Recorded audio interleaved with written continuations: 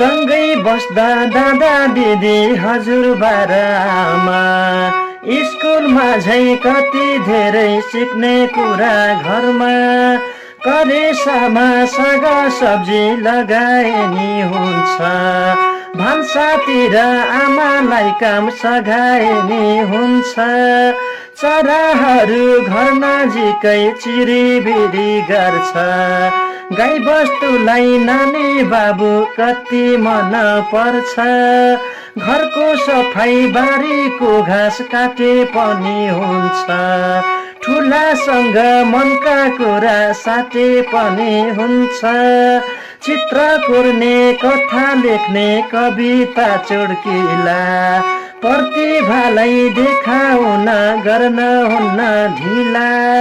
घरमै रहेका बालबालिकाहरूका लागि रेडियो बाल सिकाइ।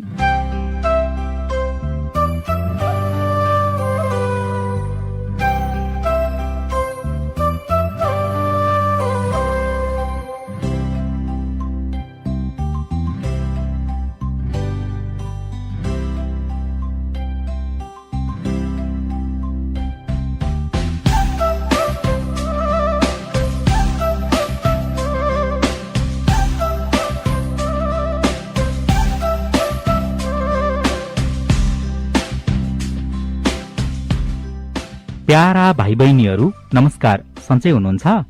रेडियो बाल सिकाइ कार्यक्रमको 109औं अङ्कमा तपाईहरुलाई स्वागत छ। यो कार्यक्रम देशभरका बालबालिकाको सिकाइमा टेवा पुर्याउन तयार पारिएको हो। यो कार्यक्रमले बालबालिकाहरूलाई नयाँ, नौलो तथा सृजनात्मक क्रियाकलापहरूमा संलग्न गराउने उद्देश्य राखेको छ। यो कार्यक्रम रातो बंगला फाउन्डेशन, रातो बंगला स्कुलको साझेदारी कार्यक्रम आरबीपब को संयुक्त प्रयासमा सञ्चालन गरिएको हो।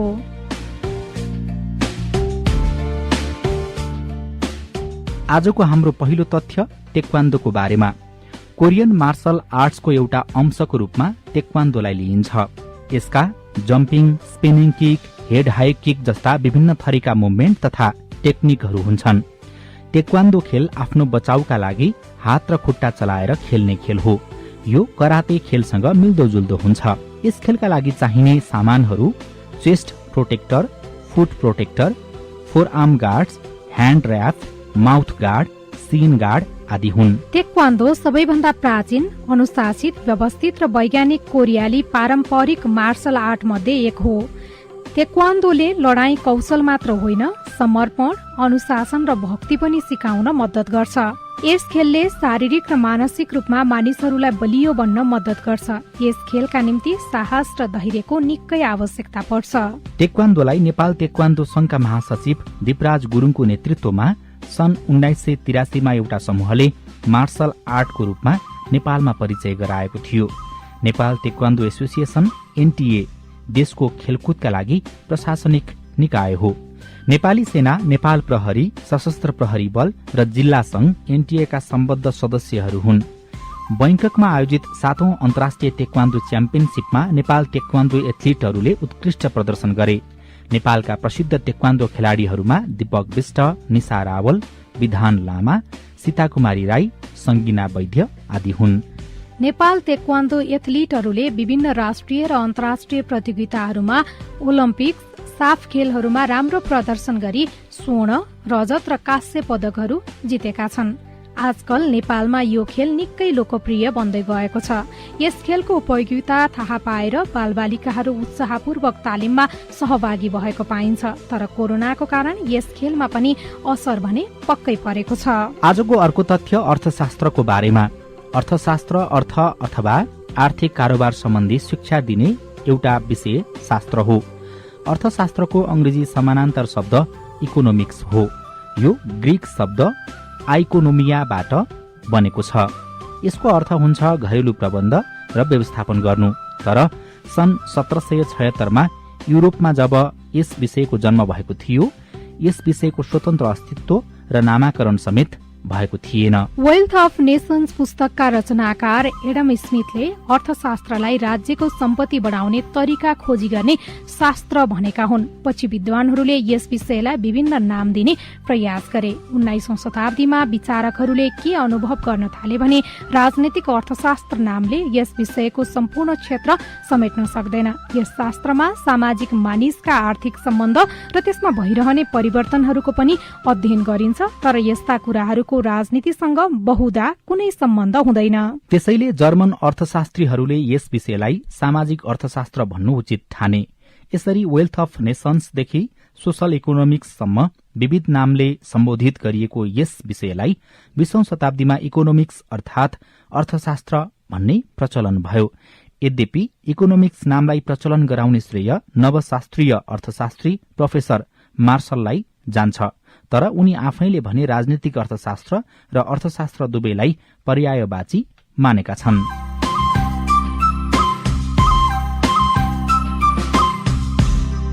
भाइ बहिनीहरू, आज हामी शाश्वत पराजुलीद्वारा लिखित पुतलीको यात्रा नामक कथा सुन्दैछौ।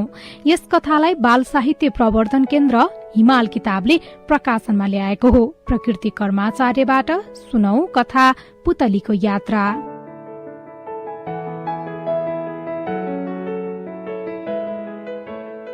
सानी पुतली चुलबुले थिए। ऊ साह्रै राम्री पनि थिए।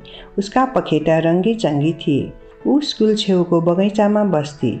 बगैँचामा थुप्रै फूल फुलेका थिए। ती फूलहरू कुनै राता थिए, कुनै पहेँला थिए, कुनै फूल साना थिए भने कुनै चाहिँ ठुला थिए। पुतली तिनै फूलमाथि फुर फुर गर्दै नाच्थे। कहिले फूलमाथि गएर बस्थे अनि फूलको रस खाएर दङ्ग पर्थे। फुर्सदका बेला पुतली स्कुलको झ्यालमा गएर बस्थे। कक्षा कोठामा साना केटाकेटी पढिरहेका हुन्थे। त्यो देखेर पुतलीलाई पनि पढ्न मन लाग्थ्यो। ऊ सोच्ने गर्थे, तर मलाई पढाउने कसले?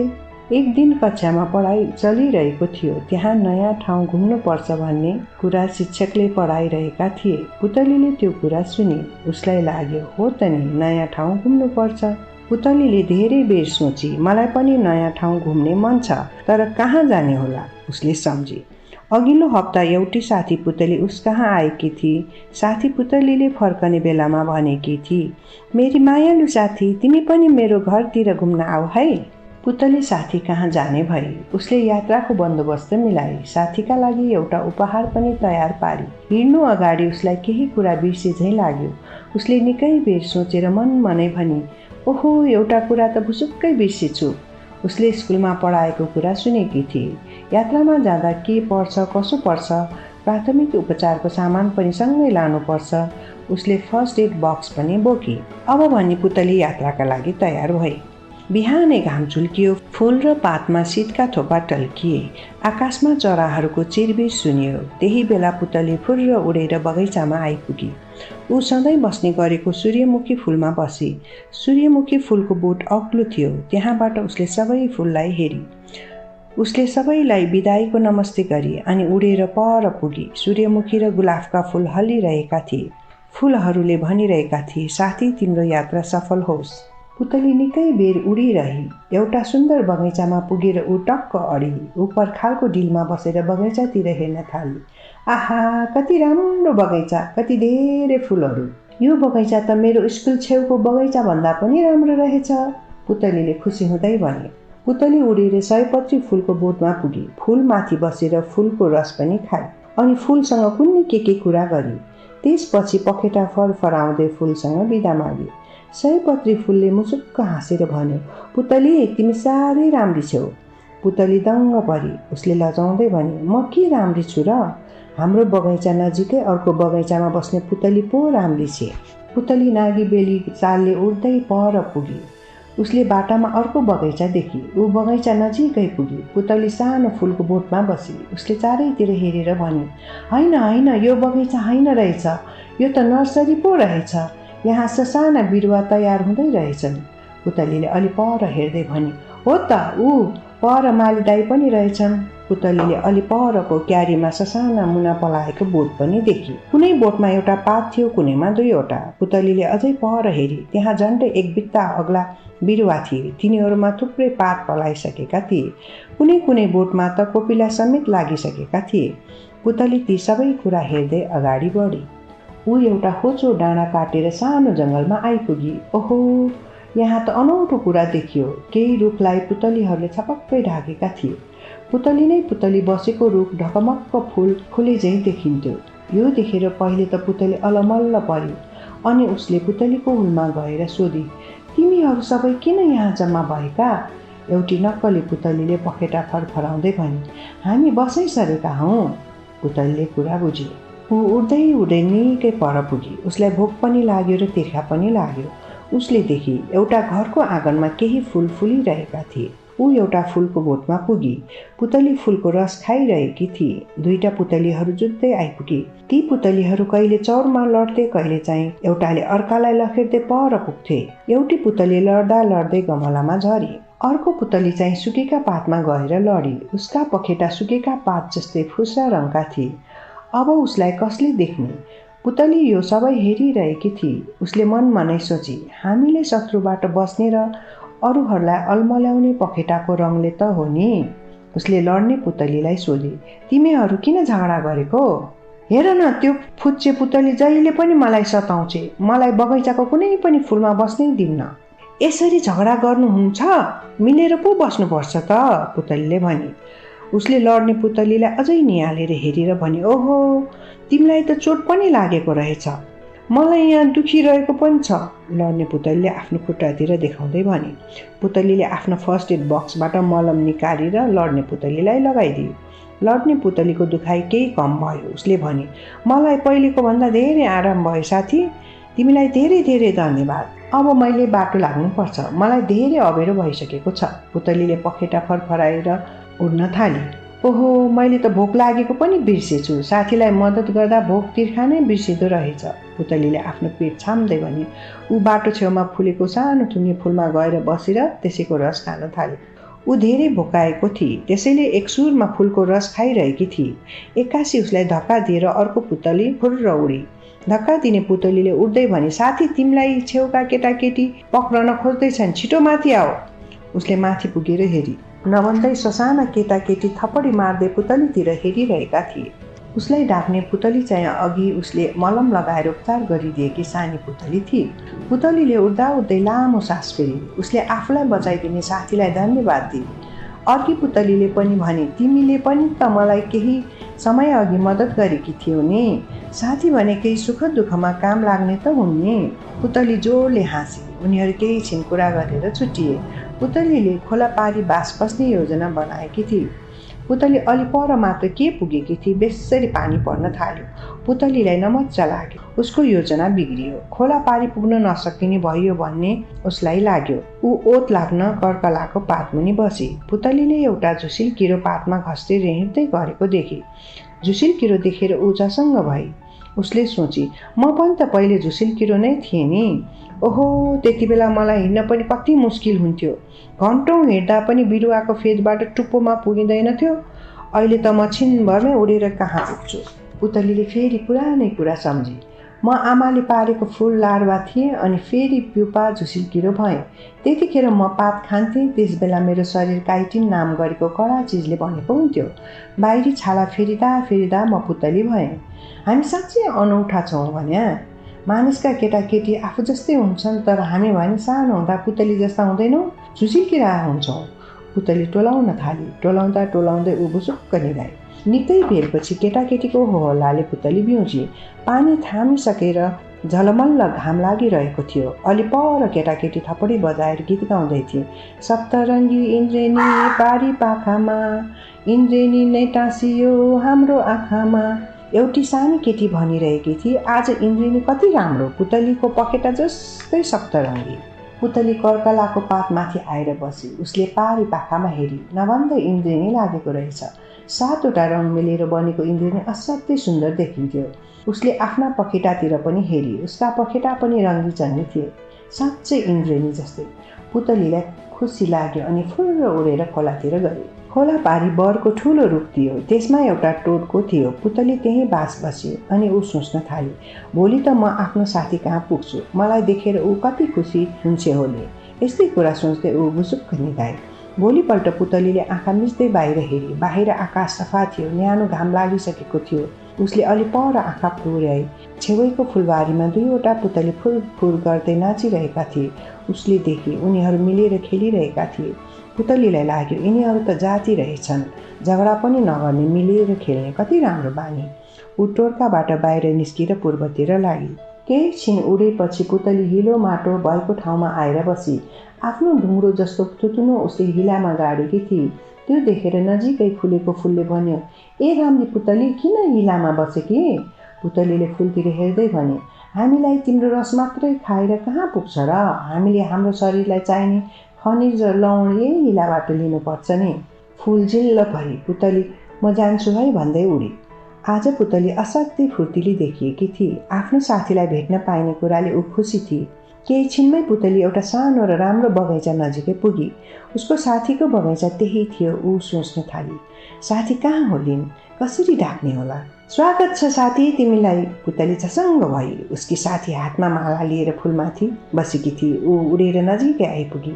उसले साथी पुतलीलाई फुलको माला लगाइदिए। दुवैले अँगालो मारे। दुवैले एक अर्काको हालखबर बुझे। उनीहरूले मिठा मिठा कुरा गरे। पुतलीले साथीलाई उपहार पनि दिए। केही बेरपछि दुवै पुतली घुम्न गए। साथीको नयाँ बगैँचामा घुम्न पाउँदा पुतली दङ्ग परी। साथीले उसलाई एउटा ठुलो घरमा लिएर गए। त्यस घरको आँगनमा थुप्रै फुल फुलेका थिए। पुतली र उसकी साथीले फुलको रस खाए। त्यस घरको एउटा कोठामा उज्यालो बत्ती बलिरहेको थियो। बत्ती वरिपरि साना ठुला पुतली नाचिरहेका थिए। उनीहरू पनि त्यहाँ गई मिसिए अनि कम्मर मर्काई मर्काई नाच्न थाले। साथीको बगैँचामा एउटा सानो पोखरी पनि थियो। त्यहाँ पात तैरिरहेका थिए। पुतलीकी साथीले भने, आऊ साथी, अब हामी ढुङ्गा चढौँ। पुतलीहरू त्यही पोखरीमा तैरिएको पातको ढुङ्गामा चढे। ढुङ्गा चढ्न पाउँदा पुतली साह्रै रमाए। उनीहरूले नर्कटको झाङमा लुकामारी पनि खेले। लुकामारी खेल्न पुतलीकी साथी असाध्यै सिपालु थिए। पुतली उसलाई खोज्दा खोज्दा हैरान हुन्थे। उनीहरूले छेउछाउका अरू बगैँचा पनि घुमे। अरू पनि थुप्रै साथी बनाए। 2 दिन बित्यो। पुतलीको घर फर्किने बेला भयो।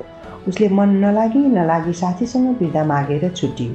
छुट्टिने बेलामा उसका आँखा आँसुले रसाए। उसले साथीलाई भने, साथी, अर्को साता मेरो बगैँचामा आऊ है। साथीले मुन्टो हल्लाए। पुतली फेरि भेटौँला नमस्ते भन्दै उडी। ऊ पर पुगुन्जेल फर्की साथीलाई हेर्दै थिए। बाटामा आउँदा उसले सोची, आहा, घुम्नु त पर्दो रहेछ, कति धेरै कुरा जानियो बुझियो।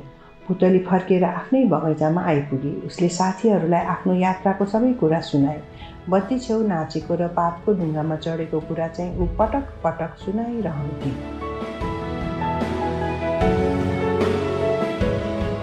सानी पुतली कस्ती थिइन्? कक्षा कोठामा भएको कुराले पुतलीलाई कस्तो लाग्यो? पुतलीको यात्राको तयारी कस्तो थियो? नर्सरीमा पुतलीले के देख्यो? अण्डाबाट पुतली कसरी बन्दो रहेछ त? यात्राका क्रममा सानी पुतलीले ककसलाई भेटे। के तपाईहरूलाई पनि सानी पुतलीलाई जस्तै नयाँ ठाउँ घुम्न मन लागेको छ अथवा कतै घुम्नु भएको छ भने हामीलाई लेखेर पठाउनु होला है।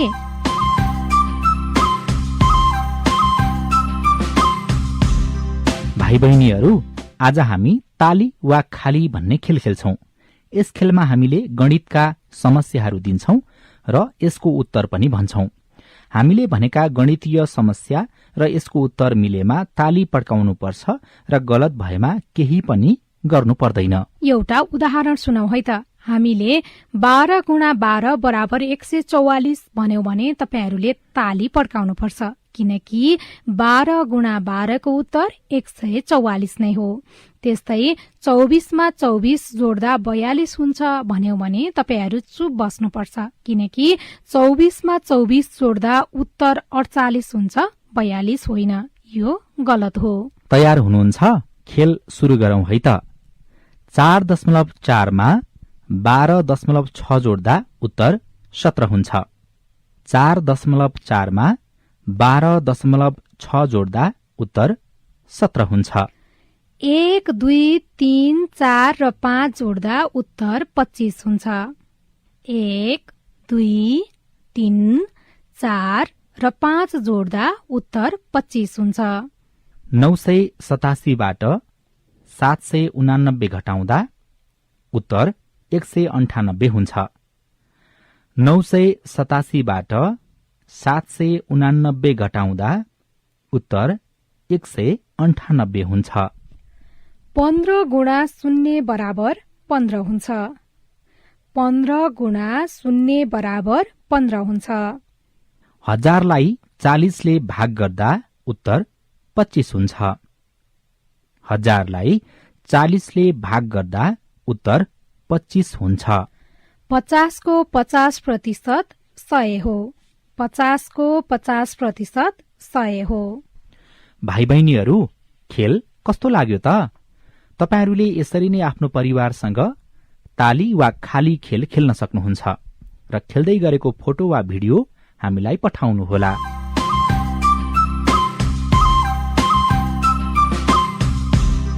आदिकवि भानुभक्त आचार्यले रामायण महाकाव्य, वधु शिक्षा, प्रश्नोत्तरमाला आदि जस्ता प्रसिद्ध पुस्तकहरूको रचना गरी नेपाली साहित्यको भण्डार भर्नुभएको छ। अहिले वाचन हुन लागेको कविता भानुभक्ति रामायणकै एक भाग हो। यस कवितामा सीता हरणपछि राम र रावण बीचको लडाईँ हुँदाको बयान छ र साथै लंकाको वर्णन पनि गरिएको छ। घर र गल्ली सुनकै छन्, त्यसमा मडी जडित हुनाले झन राम्रो देखिएको छ। शहरमा 4 ढोका छन्, त्यही वीरहरूको ठूलो फौज बसेको छ। जो पस्न आए पनि तिनीहरू लड्न तयार भएर बसेका छन्। पूर्व ढोकातिर अति बलवान पाले बसेको छ। हात्ती, घोडा, रथहरू लिएर राक्षसहरू बसेका छन्। ढोकै पछि यसरी पहरा बसेकाले यति फौज छन् भन्ने कुरा थाहा पाइन सक्नु छ। तापनि यस्तो बलियो फौजलाई समेत बानर सेनाले ध्वस्त पारे। लंका पोलेर खाक बनाएर शत्रुको सेखी झारेको कुरा कवितामा व्यक्त भएको छ। मालिनी र श्रगधारा छन्दमा लेखिएको कविता पहिला भाइ बहिनीहरूले ध्यान दिएर शिक्षक सुधा ओझाबाट सुन्नुहोस् र दोस्रो पटक हामीसँगै वाचन गर्नुहोस्।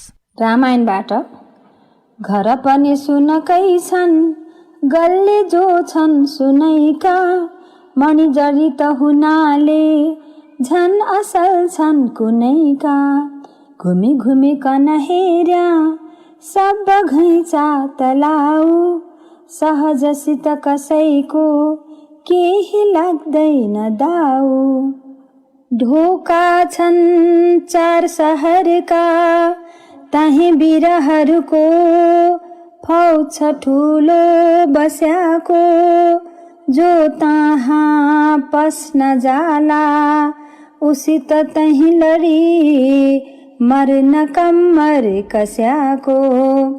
1 अरबै पूर्व ढोका तिर अति बलवान जंगी पाले बस्याका। राक्षस छन् हात्ती घोडा रथहरू खजना लिखडा भइरहेका।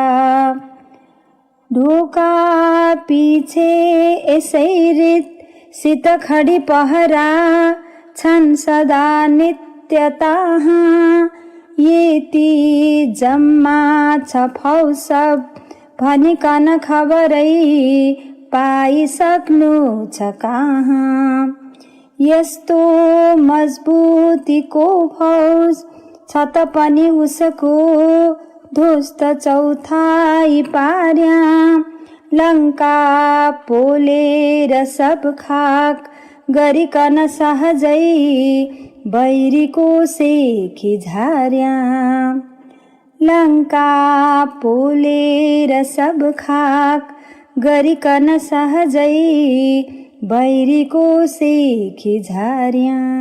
ल, अब तपाईहरू पनि सँगसँगै वाचन गर्ने प्रयास गर्नुहोला। यसपटक चाहिँ यो कविता कक्षा 7 का विद्यार्थी प्रसिद्ध मैनालीले वाचन गर्दै हुनुहुन्छ। आदिकवि भानुभक्त आचार्य।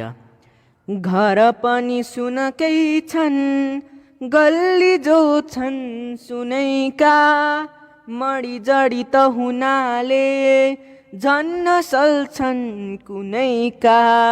घुमी घुमी कन हेर्या सब घैँचा तलाउ, सहजसित कसैको केही लाग्दैन दाउ। ढोका छन् 4 सहरका, तही वीरहरूको फौज छ ठुलो बस्याको। जो तहाँ पस्न जाला उसित तही लडी मर्न कम्मर कस्याको। 1 अर्बे पूर्व ढोका तिर ती बलवान जङ्गी पाले बस्याका। राक्षस छन् हात्ती घोडा रथहरू खजना लिखडा भइरहेका। ढोका पिछे यसै रीत सित खडी पहरा छन् सदा नित्य ताहाँ। यति जम्मा छ फौज सब भनिकन खबरै पाइसक्नु छ कहाँ। यस्तो मजबुतीको फौज छ त पनि उसको ध्वस्त चौथाइ पार्या। लङ्का पोलेर सब खाक गरिकन सहजै बैरीको सेकी झार्या। लङ्का पोलेर सब ठाक गरिकन सहजै बैरीको सेकी झार्या। तपाईहरूले कार्यक्रममा सिकाइएका कविताहरू कतिको अभ्यास गर्दै हुनुहुन्छ त? हामीले छन्दका कविता वाचन गरी नेपाली साहित्यको संरक्षण र सम्वर्धन गर्न हातेमालो गर्नुपर्छ। भाइ बहिनीहरू, हामी कार्यक्रमको अन्त्यमा आइपुगेका छौं। श्रोतावृन्द, आशा छ आजको कार्यक्रम तपाईहरूलाई ज्ञानवर्धक मात्र नभई मनोरञ्जनात्मक पनि भयो होला। धन्यवाद।